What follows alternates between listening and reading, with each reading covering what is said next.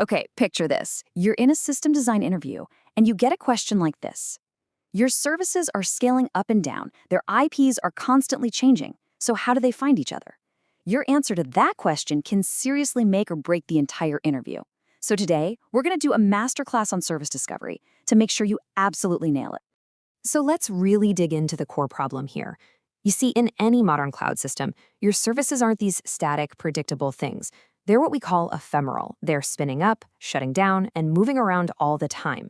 So what happens when service A needs to talk to service B, but the IP address it was using just yesterday now points to, well, nothing? In a simple, old-school setup, this isn't really an issue. A client has the user services IP address hard-coded right into its configuration. It makes a request, it gets a response, and yeah, everything seems to work just fine. But that simplicity, it's a total trap. Because this is the reality of the cloud. With incredible tools like Kubernetes and auto-scaling, instances of our services are just constantly popping into existence and disappearing. Their network locations are temporary by design. IP addresses aren't permanent street addresses anymore. Think of them more like temporary parking spots. And just like that, our poor client, still using that old hard-coded IP, sends a request out into the void. The connection times out, the request fails, and the whole system is broken.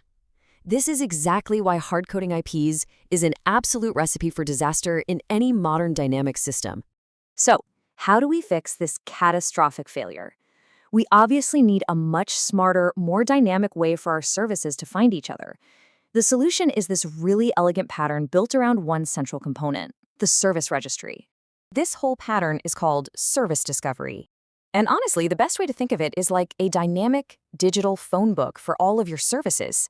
Instead of every service needing to know every other service's phone number, its IP address, they just need to know one thing: how to look it up in this central, constantly updated directory. So how does this actually work in practice? Well, it's a pretty simple 4-step loop. 1, a new service instance boots up and it registers itself with the registry, basically saying, hey, I'm here and this is my current address. 2, a client needs to talk to that service, so it queries the registry. 3, the registry provides the client with a fresh, valid location. And 4, the client uses that new address to call the service directly. Register, query, locate, call. That's the core loop. Okay, so once you've decided to use a service registry in your design, your interviewer is probably going to follow up with the next big decision. How exactly will your clients use this registry? And that leads us to 2 main patterns you need to know. All right, first step is client-side discovery. In this pattern, the client itself is smart. It talks directly to the registry, gets a whole list of available service instances, and then decides for itself which one to call. On the other hand, you have server-side discovery. Here, the client is much simpler. It just sends its request to a middleman, like a load balancer. That load balancer then does the heavy lifting of querying the registry and routing the request to a healthy instance. And right here, this is where you find the really important trade-offs. With the client-side approach, your client is smart, right? It can implement all sorts of sophisticated load balancing logic. But that means you have to maintain that discovery logic in a library for every single language your services are written in. Java, Go, Python, you name it. The server-side approach keeps the client dumb and simple, which is awesome for development speed. But now you've introduced a new component, that load balancer, that has to be highly available, super scalable, and it becomes another piece of critical infrastructure you have to manage. Okay, so our services can now find each other. We're good, right? Well, what happens if a service is listed in the registry, but it has secretly crashed? This is where we get into true system resilience. I mean, just think about it for a second. The registry could be telling all your clients to call a service that's no longer even alive. That would just lead to a huge cascade of failed requests. Our dynamic phone book is completely useless if it's full of wrong numbers. And this is exactly why the service registry has to be more than just a passive list. It needs to be an active health monitor. Services are required to send a periodic heartbeat, just a tiny little, hey, I'm still alive signal. If the registry misses a few of those signals in a row, it declares that service instance unhealthy and immediately yanks it from the list. This is an absolutely critical self-healing mechanism that prevents clients from ever being sent to a dead end. And look, this isn't just some abstract theory. This is how the modern web actually works. If you've ever used Kubernetes, guess what? You've used service discovery. It's baked right into its core, often using the internal DNS system. And there are super powerful, dedicated tools for this, like Netflix's Eureka, HashiCorp's Consul, and Apache Zookeeper. All of them are designed to solve this exact problem at massive, massive scale. All right, let's bring all of this together. When your interviewer asks how your microservices are going to communicate with each other, this is your moment to shine. Let's craft that perfect interview-winning answer.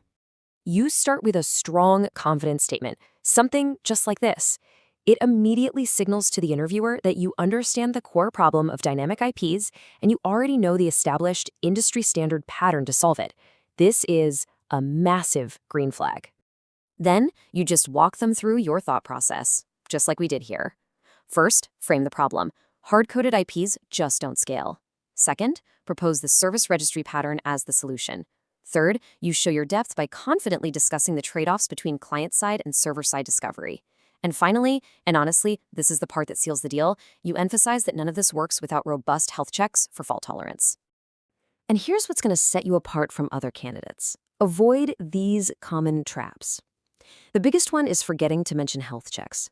That just shows you haven't really thought about what happens when things go wrong. Also, don't confuse this pattern with just a simple load balancer. The registry is the dynamic source of truth that a load balancer uses. And of course, whatever you do, never, ever suggest hard-coding IPs.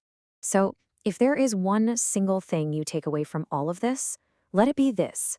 Service discovery isn't just a nice-to-have feature. It is the fundamental, enabling technology that allows a microservices architecture to actually work. It's what gives it the power to be dynamic, to be scalable, and to be resilient to failure. So you've totally aced the service discovery question, but what's the next logical step in the design? Now that all your services can talk to each other, how do you manage all of their settings, their feature flags, and their credentials in a way that's just as dynamic and scalable? We'll leave you with that to think about.